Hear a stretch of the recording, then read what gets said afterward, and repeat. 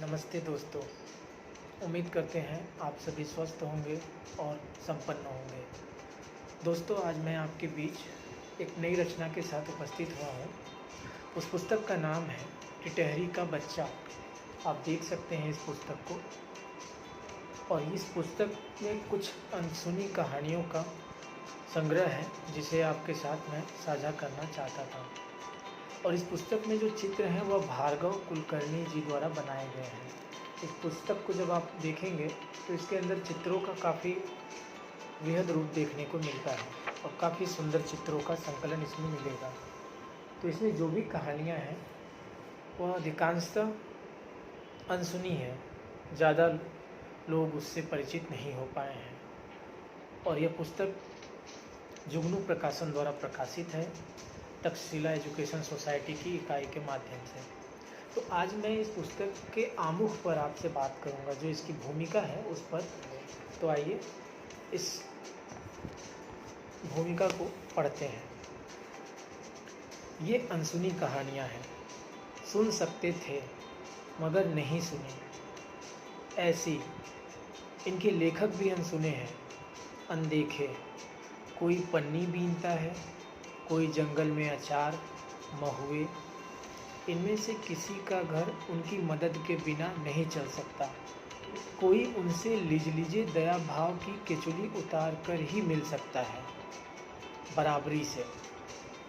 तब देखेंगे उनकी ज़िंदगी के ठाठ, ज़िंदगी के प्रति उनका प्रेम और नज़रिया, कि आप बरसों बरस कुछ न करें तो भी आपको रोटी पानी की चिंता नहीं। जो इस सुरक्षा के दंभ को हटाकर मिल सके तो मिले। देखे कि जिंदगी वहाँ किस कदर फूली हुई है, झूम उठ रही है, झूल रही जिंदगी की छरहरी डालियाँ देखें। एक कहानी में वे किस तरह से कबाड़ उठा रहे हैं। पुलिस उन्हें चोर मानती है। सड़क पर आ जाइए, फिर देखिए चोर घर के अंदर है कि बाहर। जंगल काट कर किसने अपने घर चौकीदार खड़े किए।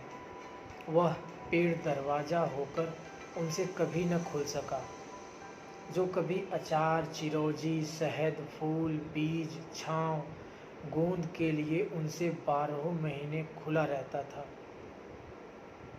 ये कहानियाँ पेड़ों, जंगलों, नदियों से उनके सारे मौसम छीनने की भी हैं।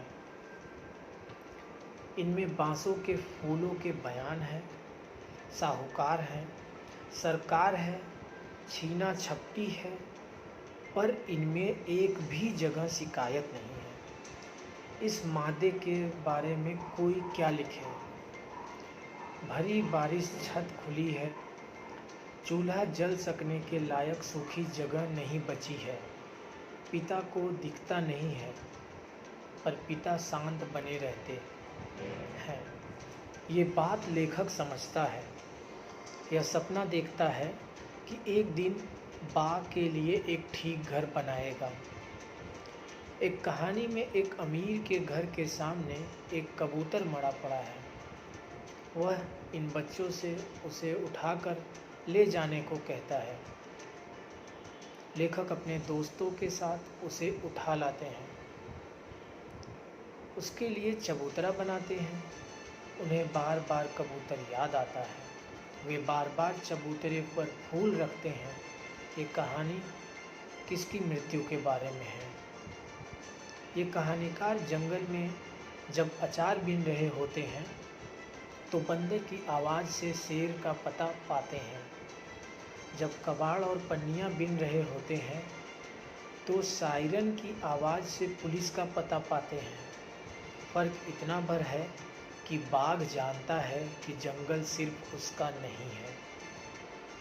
कौन सी अच्छी रचना होगी जिसमें संघर्ष त्रासदी नहीं होगी। इनमें संघर्ष के बीच फूल, बहार, बारिश, खेल, प्रेम, सपने, उम्मीद, दोस्ती, साथ सब है। ईर्ष्या कम है। वह कहानीकारों के काम आएगी कि ये कहानियाँ उन्होंने क्यों न कही। अर्चना शर्मा और अरण्या व्यास हम यह किताब निकाल पा रहे हैं तो आपकी बदौलत। इन रचनाओं को, इन रचनाकारों को सहेजने के लिए तहे दिल से शुक्रिया। तो यह इस पुस्तक की भूमिका रूप में 10 दिशाएं शीर्षक से छपी हुई है।